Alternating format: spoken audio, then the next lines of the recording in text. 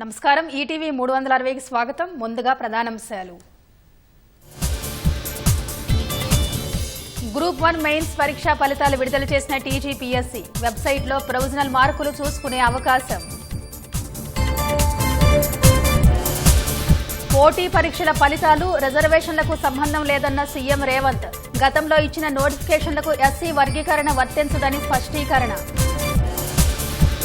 PDR బాండ్ల పేరిట రేవంత్ కొత్త దోపిడీకి యత్నిస్తున్నారని కేటీఆర్ ఆరోపణ. ఈ ఇన్సైడర్ కుంభకోణం ఈడీ విచారణకు అర్హమైందని వ్యాఖ్య. ప్రణయ్ హత్య కేసులో ఏటూకి ఉరిశిక్ష విధించిన నల్గొండ కోర్టు. మిగతా నిందితులకి జీవిత ఖైదు. ఎస్ఎల్బీసీ టన్నెల్లో నిర్విరామంగా సహాయక చర్యలు.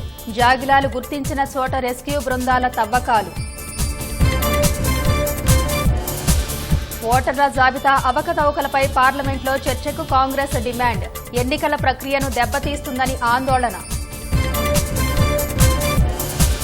బీహార్లో పట్టపగలే తుపాకులతో రెచ్చిపోయిన దొంగలు. బంగారం షోరూం నుంచి 25 కోట్ల విలువైన నగలు ఎత్తుకెళ్లిన చోరులు.